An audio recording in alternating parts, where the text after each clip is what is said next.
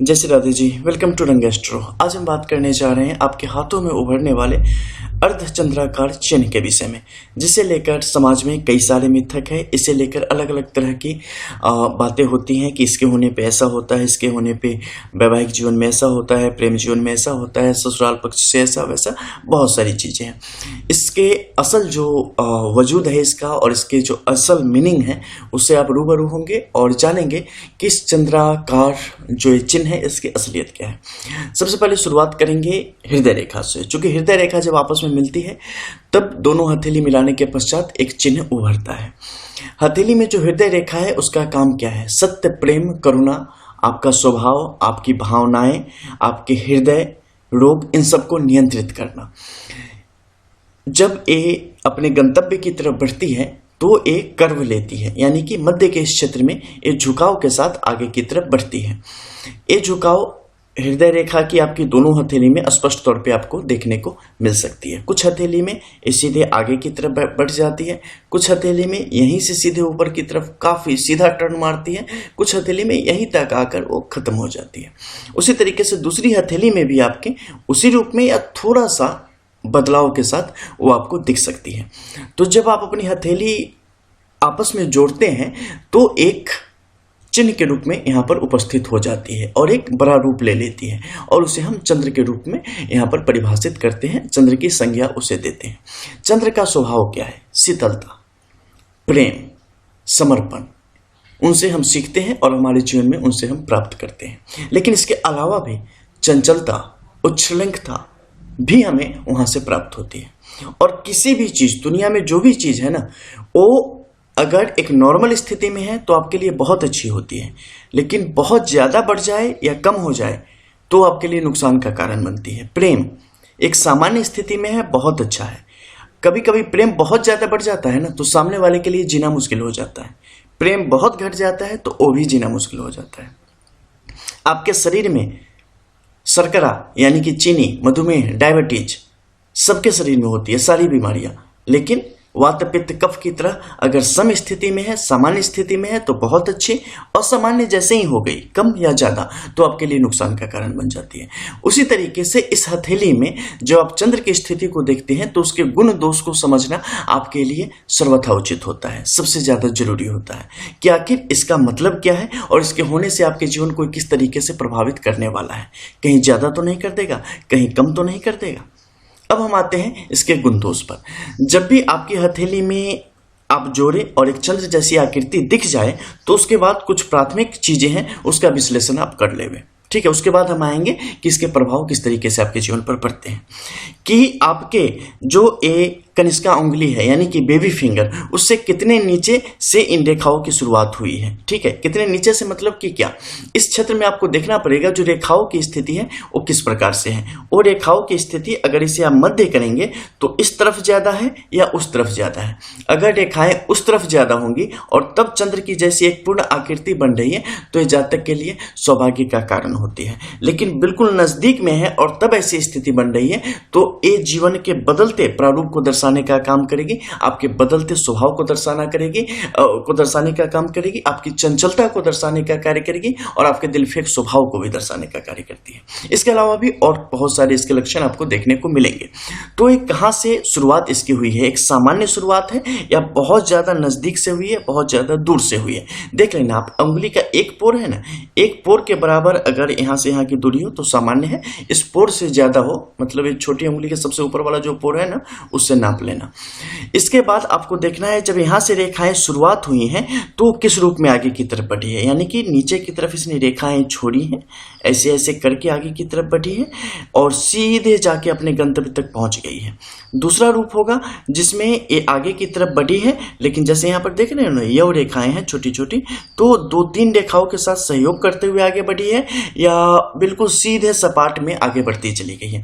क्योंकि अगर इस प्रकार से छोड़ते हुए आगे बढ़ेगी तो ये आपके लिए शुभ है, ठीक है। इसमें सही समय पर प्रेम का, सही समय पर विश्वास की बहाली होगी और समर्पण के गुण आपके अंदर आते चले जाएंगे और आपका रिश्ता सौहार्दपूर्ण तरीके से आगे की तरफ बढ़ता चला जाएगा, बशर्ते इसके बाद रेखा सीधी हो। लेकिन अगर यहाँ पे 2-3 ऐसी सीधी लकीरें हैं और ये लकीरें बढ़ने के साथ ही आगे आके यव रेखा हो गई है, यानी कि गोलक पिंड हो गई है, या रेखाएं कहीं से भंग हो गई है, यानी कि टूट गई है, ब्रेक हो गई है, तो फिर क्या होगा? आप अपने जो आपके बेटर हाफ होंगे या दूसरे कोई भी लोग होंगे उनके प्रति आप बड़े ईमानदार रहेंगे एक समय में, एक कालखंड में, एक टाइम पीरियड में।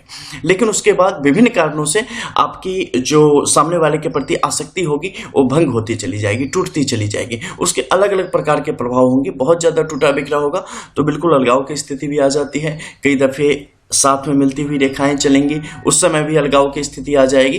तो इसके अलग अलग प्रभाव आपके जीवन में देखने को मिलते हैं और उस समय कितना भी बड़ा चांद क्यों ना बन जाए, पूरा गोल ही उतर के क्यों ना आ जाए, उसका कोई भी लाभ आपके जीवन में नहीं होगा। वो किसी भी तरीके से आपके बेहतरी के लिए काम नहीं करेगी। और दूसरी बात, आपका लाइफ पार्टनर बड़ा सुंदर होगा नहीं होगा, इसका इस चांद से दूर दूर तक कोई संबंध नहीं है, क्योंकि सौंदर्य और हृदय रेखा इस दोनों का आपस में मतलब कोई मेल ही नहीं है और कोई मतलब ही नहीं है। दोनों दो विषय हैं, बिल्कुल अलग की चीजें हैं। अब क्या है कि ऊपर के क्षेत्र में देखते जाना कि यहाँ परिस्थितियां कैसी बन रही है। ठीक है, यहाँ अगर परिस्थिति आपस में भी ऊपर की तरफ त्रिभुज वगैरह की शक्ल लेके बढ़ती चली जा रही है तो ये अच्छा है, क्योंकि ये आपके प्रेम को बढ़ाने का कार्य करेगा, समर्पण को बढ़ाने का कार्य करेगा, करुणा को बढ़ाने का कार्य करेगा और आपको सही तरीके से जीवन में आगे बढ़ाने का काम करेगा। जितने ज्यादा इसमें उबड़ खाबड़ रेखाएं जुड़ेंगी, जितना ज्यादा ये भंग होता जाएगा, जितनी ज्यादा रेखाएं काली होती जाएंगी, स्वास्थ्य संबंधित और मनोविकार, क्योंकि चंद्र का एक बड़ा प्रभाव आपके मन मस्तिष्क पर पड़ता है और मन को नियंत्रित करते हैं, तो आपके मन को एक बहुत ही बुरी तरीके से जकड़ेंगे और विभिन्न प्रकार के गलत विचारों को आपके अंदर प्रवेश दिलाएंगे और आप कभी भी निश्चिंत नहीं हो सकते। हमेशा कुछ न कुछ समस्या आपके मन मस्तिष्क में चलती रहेगी, कुछ न कुछ आप सोचते रहेंगे और आप उसके कारण परेशान रहेंगे। जीवन में वास्तविकता में वो चीजें नहीं होंगी कई दफे, लेकिन शैडोज के रूप में छाया आपके ऊपर उसकी हमेशा बनी रहेगी। अब क्या है, ऊपर की तरफ जाके 3 भागों में विभक्त हो गई है तो क्या हुआ, त्रिशूल का रूप इसने ले लिया, या 2 भागों में विभक्त हो गई तो क्या हुआ, इसने विष्णु सिंबल के रूप में यहाँ पे अपनी उपस्थिति दर्ज करा दी, यानी कि विष्णु तिलक के रूप में, अर्ध विष्णु तिलक के रूप में आ गई। जब नीचे से रेखाएं आके जुड़ जाएंगी तो पूर्ण विष्णु तिलक के रूप में यहाँ पर अवस्थित हो जाएंगी। तो फिर यहाँ पर क्या प्रभाव होगा, रेखाएं नीचे से छिन्न भिन्न हैं और उसके ऊपर त्रिभुज की स्थिति बनी है, मतलब बहादुर शाह जफर। ठीक है, कहीं कुछ बचा नहीं है मुगल सल्तनत में, लेकिन सर पे मुकुट है, तो कितना काम आएगा। बस एक बड़े प्रहार की जरूरत है, बड़े हथौड़े की जरूरत है, आ जाएंगे जमीन पे। तो वैसी स्थिति को दिखाने का यहाँ पे काम करता है। लेकिन वही रेखाएं शुरुआत से ही अगर काफी तगड़ी है, किसी भी प्रकार के दोष की स्थिति इसमें नहीं है, तो ये रेखाएं इतनी बलवान हो जाएगी, इतनी बलवती हो जाएंगी कि पूछो मत। इसके अलावा भी निर्भर करता है कि जिस जिस क्षेत्र से गुजरी है उस क्षेत्र के पर्वत क्षेत्रों की स्थिति कैसी है, उसने क्या इसे कुछ ताकत प्रदान की है। सूर्य के इस क्षेत्र ने ताकत प्रदान की है, शनि के इस क्षेत्र ने ताकत प्रदान की है, गुरु के क्षेत्र तक ये गया है या नहीं, इन सब का प्रभाव आपके जीवन पर आएगा। सूर्य के सामने से आएगा तो तेज की वृद्धि होगी, शनि के इस क्षेत्र से आएगा बल बुद्धि पैसों की वृद्धि होगी, गुरु के इस क्षेत्र से आएगा ज्ञान की वृद्धि होगी। तो इन सब की अलग अलग प्रकार से वृद्धि का काम करता है। बुद्ध के इस क्षेत्र से आएगा तो तर्क वितर्क की वृद्धि होगी। ठीक है, तो इन सब के चीजों को लेकर आगे बढ़ती है और तब पूर्ण रूप से अगर दोनों हथेली में एक स्पष्ट चिन्ह का निर्माण होता है स्वस्थ रूप से, तो ये आपके जीवन में प्रेम, अस्थाई प्रेम देने का काम करेगी, आपको जीवन में अस्थाई लाभ देने का काम करेगी। आपस में और कहीं दूर से भी हर एक लोगों से आपका बहुत ही अच्छा बनेगा। इसके अलावा जो एक समर्पण की स्थिति है आपके जीवन में काफी अच्छी खासी होगी। आप कभी भी किसी के लिए कुछ बुरा करने जैसी स्थिति की तरफ आप नहीं बढ़ते। इसके अलावा विभिन्न प्रकार की जो बीमारियां होती हैं, व्याधियां होती हैं, उन सब से यहाँ पर आप दूर रहने की स्थिति में रहते हैं। आपके अंदर करुणा होती है और लोगों की मदद करने में आप कहीं से भी पीछे नहीं हटते। एक तरीके से कहें ना तो मतलब जिंदा पीर या शायर के समान आप लोग होते हैं, जिसकी जिंदगी कला से भरी पड़ी होती है। आप लोगों को अगर बहुत ज्यादा दुनिया के झंझटों से मुक्त रखा जाए ना तो असली जिंदगी जीते हैं। ठीक है, कला प्रेमी, बड़े ही तरोताजा लोग जो कि संगीत में ही जिंदगी, राग में ही जिंदगी, रस में ही जिंदगी ढूंढते हैं, ऐसे लोग होते हैं। लेकिन ये संसार की जो परिस्थितियां हैं उसके अकॉर्डिंग कमाना खाना बहुत सारी चीजें होती हैं जिसके कारण आप अपने मूल स्वरूप से को भूल जाते हैं या आपको भूलना पड़ता है और सांसारिक गतिविधियों में आपको लिप्त होना पड़ता है। नहीं तो आप बहुत ही ऊंचे दर्जे के लोग होते हैं और अपने जीवन में बहुत कुछ करने का मादा रखते हैं, क्षमता रखते हैं, लेकिन परिस्थितियांवश और समय के थफेरे आपको इन सबसे दूर करते चले जाते हैं। कब? जब रेखाएं बिल्कुल सीधी हो, ताकतवर हो और बिल्कुल सुस्पष्ट अर्धचंद्र की चिन्ह बनाती हो तब। अगर इसमें बहुत सारे दोष हो तो आप इतने अच्छे नहीं हैं, ठीक है, फिर तो आप भगवान के दिए हुए एक नायाब नमूने हैं। तो वहां पे परिस्थितियां बदल जाती हैं। तो ये था उसका असल प्रभाव और इसका असल मतलब, ठीक है।